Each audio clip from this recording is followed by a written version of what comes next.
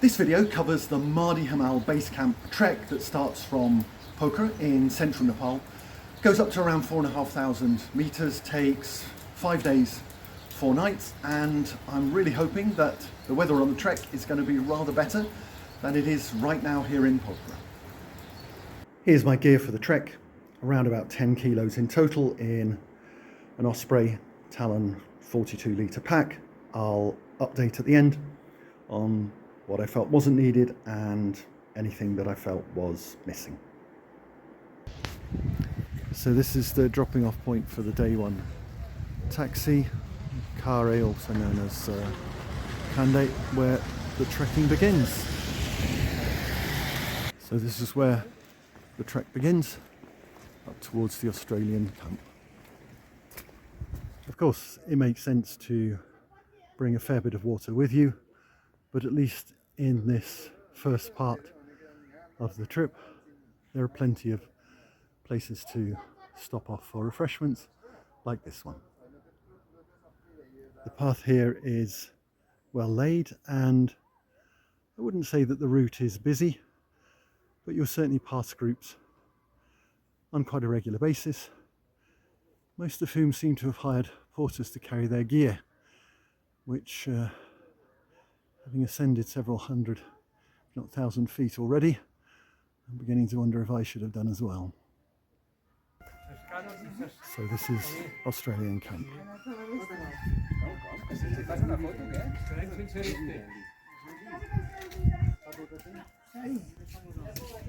Just beyond Australian camp, first view of the mountains.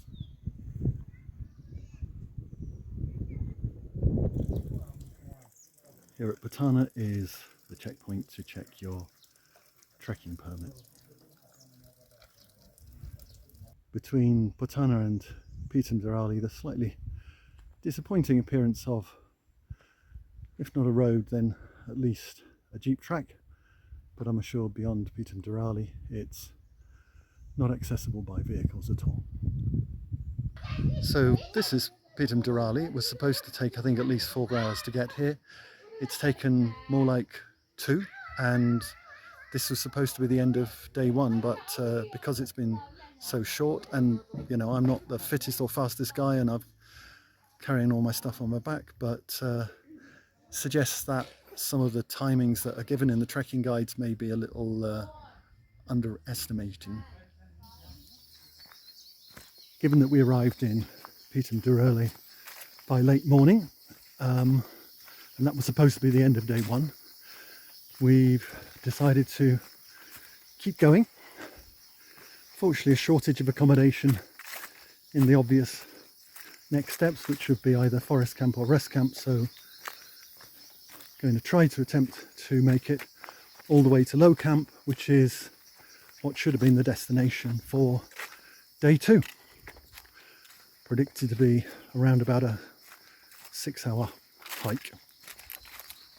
Just out of Pittam Deurali, the road up to forest camp forks, so 2 options. You're guided to take the upper right hand fork. We actually took the lower left hand one. Nothing really on the path at all for about half an hour, no houses, no people, no nothing, but then Hotel Greenview, where you can get some refreshments and stay if you want. This is fairly typical of the latter part of the route between Pittam Deurali and forest camp. Fairly well shaded forest, and at least once you've got up onto the ridge line, because it does follow a ridge, it's relatively flat. Perhaps in total some 400 to 500 meters of ascent when you're going from Pittam Deurali up to forest camp. The trail is marked every now and then by one of those white and blue painted markers on the trees. You'll see another one coming up here. There is also the occasional signpost, and there are some electricity poles running alongside. In addition, Ordnance Survey map and all trails both seem to be working okay. Having said all that, I'm not totally sure I would do this without a guide. even setting aside the fact that you're supposed to have one, the regulations. But we have seen a couple of individuals and couples who are on their own and clearly are doing this without a guide. If you're concerned thinking you're going to be walking along mountainsides and there might be steep drops, I mean, this is about as bad as it gets. The path is a good metre wide, there's vegetation on both sides, and you would have to make a supreme effort to fall down the slope, and you probably wouldn't go very far if you did. So I've now reached Forest Camp. The trekking company guide said it took 4 hours from PD to get here, but it's actually been 2.5 hours. And just to repeat, I'm not super fit, I am only moderately fit, and for my age, and age really brought home to me by the fact that we met some guys who were going all the way from Mardi Himal Base Camp back to Pokhara in a single day. So I think some of these timings need to be taken with a bit of a pinch of salt. This is typical of the section between rest camp and low camp. Quite rocky terrain, no real steps, but the path itself is moderately easy to spot and follow even if you didn't have a guide. You can see, as ever, there are markings, those white and blue markings on the trees.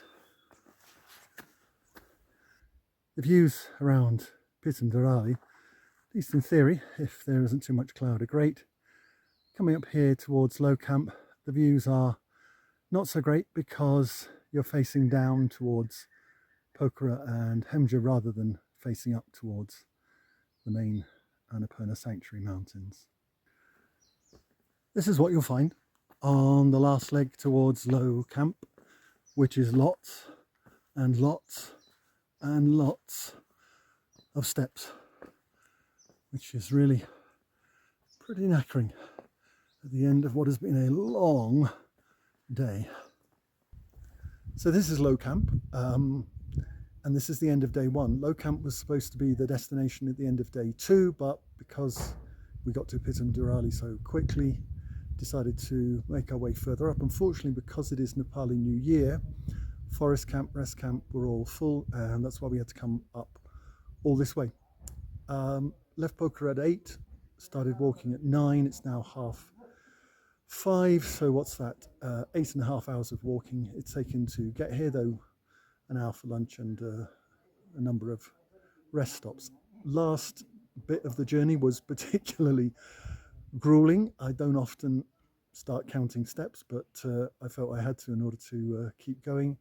And because we've had to go relatively quickly, there certainly wasn't much time to sort of stop and look around and enjoy such views as there were.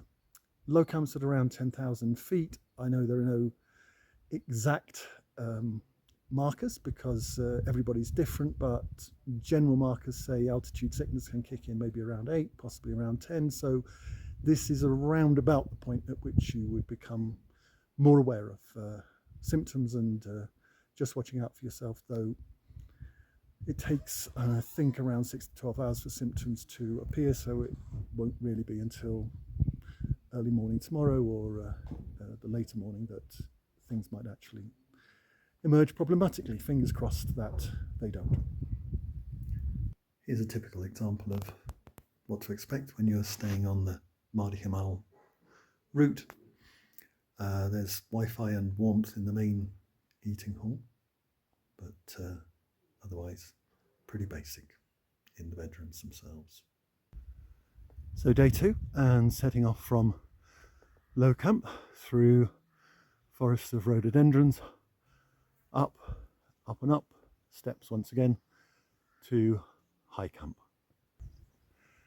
Pittam Deurali, forest camp, rest camp, low camp, high camp. These are the only real places that come up if you're talking about Mardi Himal trek, but actually dotted along the way there are quite a number of other hotels like this one, and from the look of things they have availability when other places are booked up.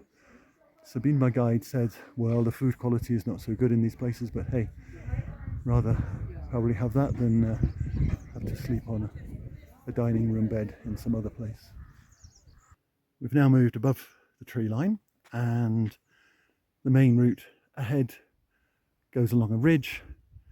Because we're above the forest, the views are opening up, but unfortunately, as is typical, clouds are coming in as we're getting a little bit later in the morning.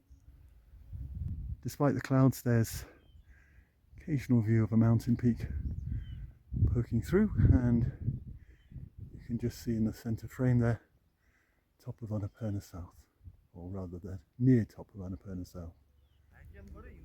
Because high camp is full, we're staying here in a hotel that doesn't have a name, that looks to be about maybe 20 minutes, half an hour from high camp. It's taken us a couple of hours to get here from low camp, so arriving at around 11 o'clock, which means that the whole of this day can be counted as a kind of acclimatization day if needed because of the altitude. We're here up at around, I think, 3,200, 300 meters, something like that. Catch it while you can. Machu Picchu appearing from out of the clouds for a bit. Though unfortunately, most of the rest of the range is quite clouded over at the tops just at the moment. Here's another possible feature you may come across, a hailstorm.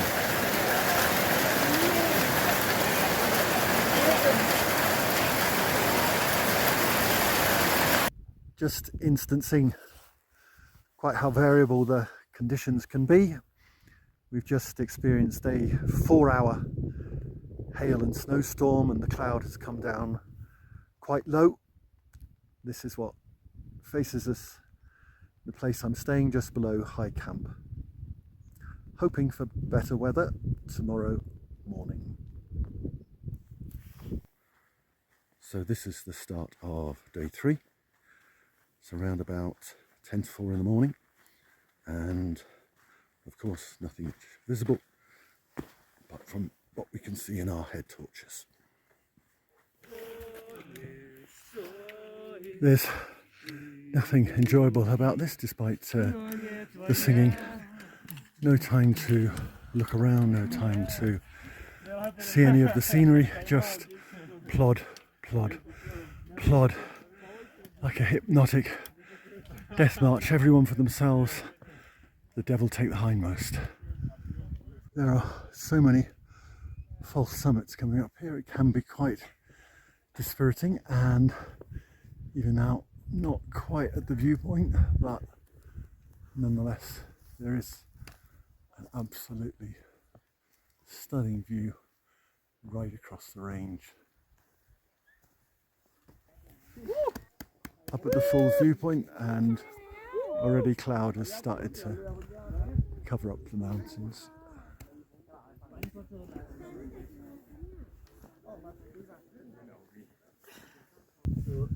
So now on our way to Mardi Himal, which is over there in the distance. The spikes are on, the snow is pretty well continuous, and I would say some 95% of the people up here have been left behind at Viewpoint.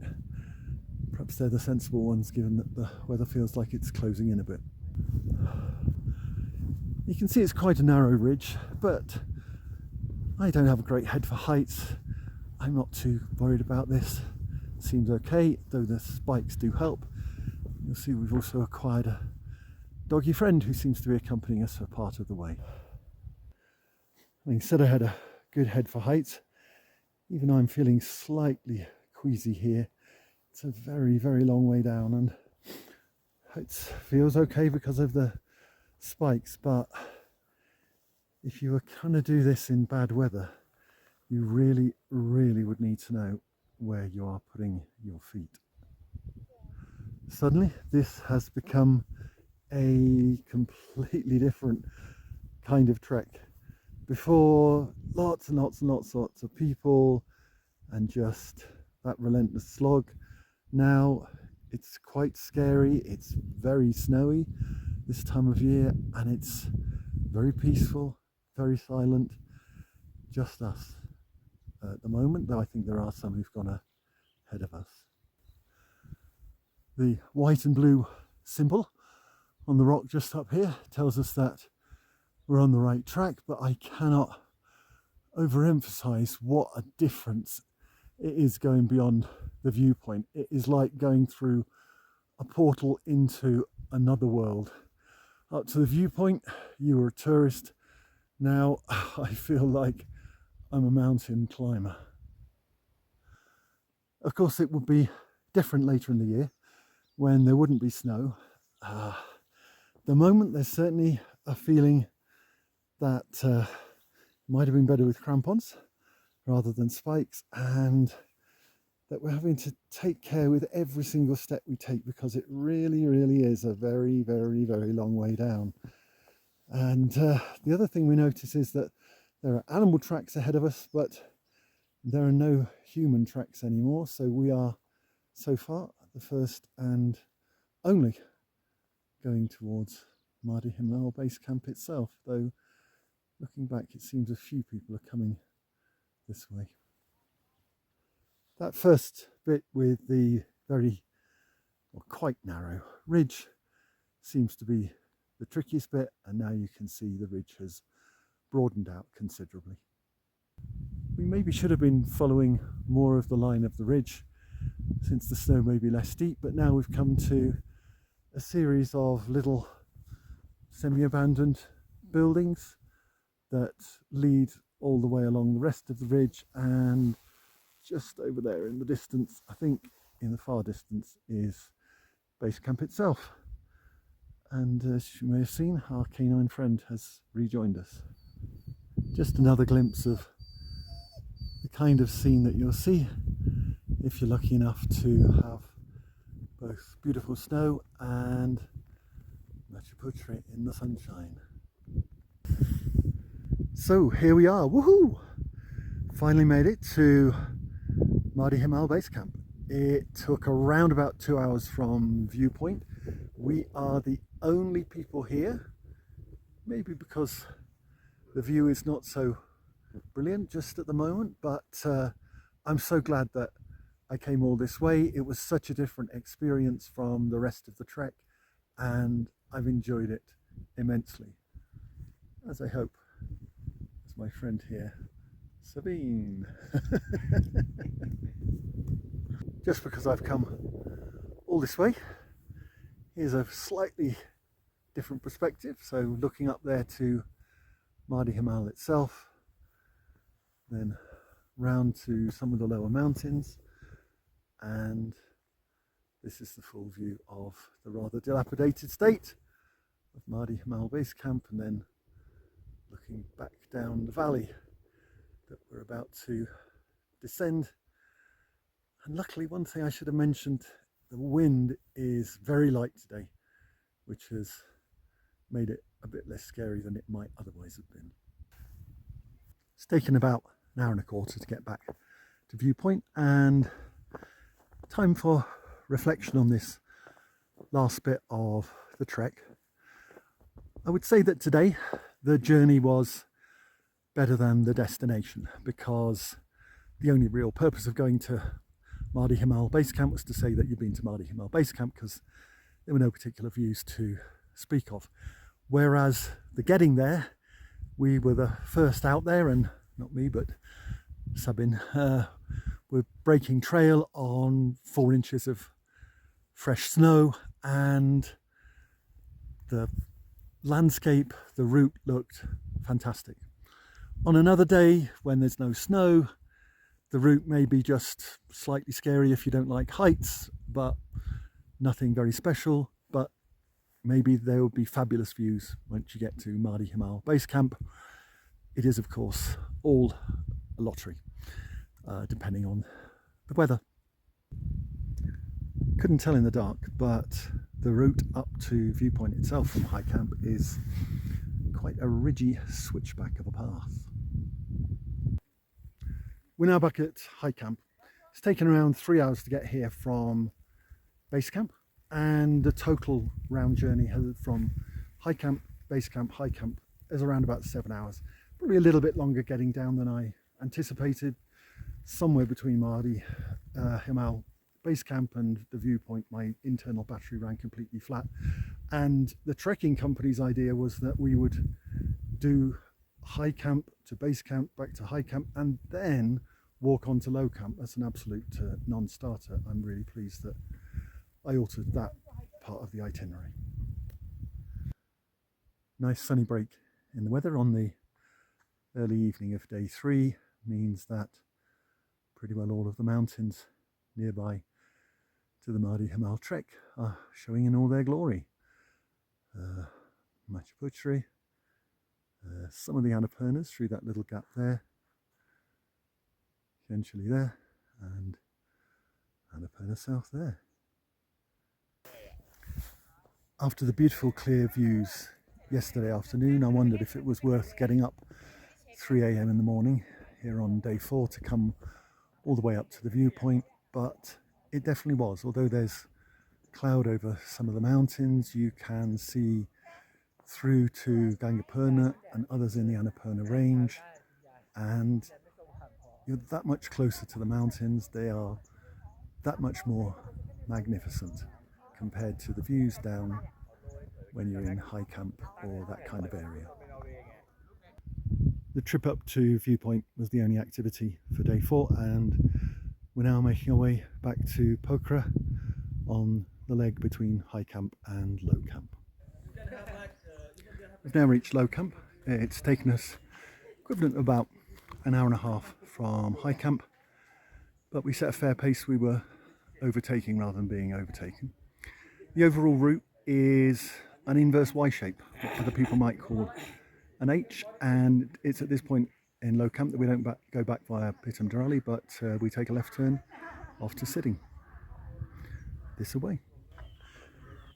You may be wondering about the experience of guiding. Now, of course, all guides come in many different personalities. They'll all differ, but in general, from what I've seen, if you want to chat to them, they will do, and they'll answer questions, but generally they'll tend to walk on ahead and lead the way. We're now about an hour into the descent from low camp. It's been moderately steep, I'd say, and still in forest, though it's opening out a little bit. Been a couple of rest shelters, and at roughly the half an hour stage there's a small clutch of hotels and little cafe restaurants. Here we are at Sidding. It's taken us about 2.5 hours, including a couple of short breaks, to get here from low camp. We've set a moderate pace, judged by the fact that we've been keeping pace with a couple of other groups. Only moderate because today has involved the ascent to and then around 8,000 feet of descent from Viewpoint to Sidding, and also because the path from low camp felt like a never-ending set of stone steps. Thank goodness I had my walking poles. I don't think my knees or my thighs would have survived without them. Here we are, arrived in what I guess is the centre of Sidding and the point where the jeeps depart from.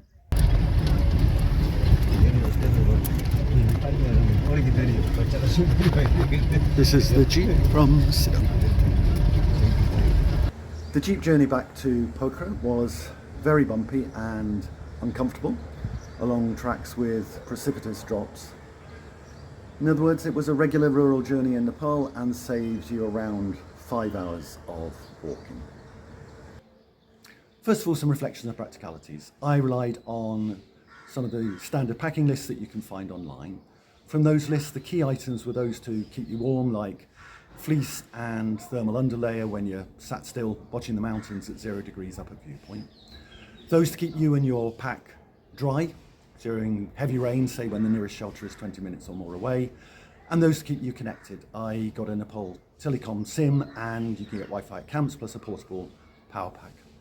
Might get away with a sheet sleeping bag if you can get extra duvets and blankets where you stay, but I'm glad that I took a lightweight, low temperature sleeping bag. Money-wise, I've seen recommendations that you need around $15 to $20 per day equivalent, unless that includes tips for guides and porters. I've no idea where you need so much money. Showers, Wi-Fi, battery charging, snacks and drinks for me were at most around 2,000 rupees a day. What about the itinerary for Mardi Himal Base Camp trek? Of course, that depends on the individual, and you have to build in altitude acclimatization. As I've described, I'm moderately, not seriously fit, hill hiking, scrambling around once per fortnight in the UK, and late middle age would be a generous description. But I'd do much the same again and book a 5-day trek. Leave Pokhara much earlier, would leave around 6 a.m. on the first day, go up to low camp.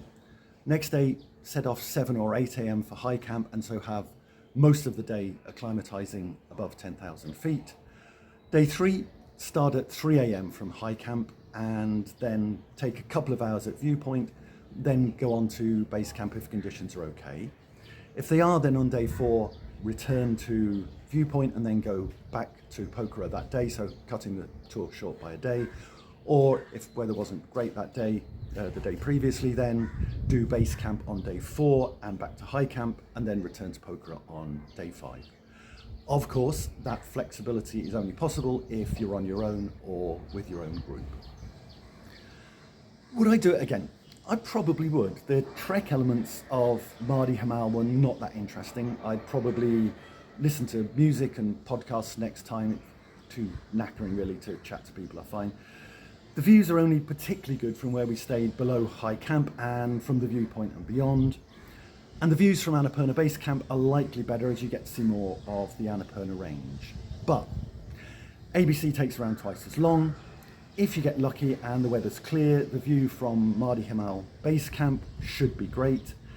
And if you allow 4 or 5 days, then you've got a better chance with the weather and time to just look at the ever-changing mountainscape, ideally away from the buzzing flies of all of the other tourists whose lives, full of care for social media, mean that they have no time just to stand and stare. And finally, my real thanks to Nepal Wilderness Trekking and to Sabin, my guide, without whom none of this would have been possible.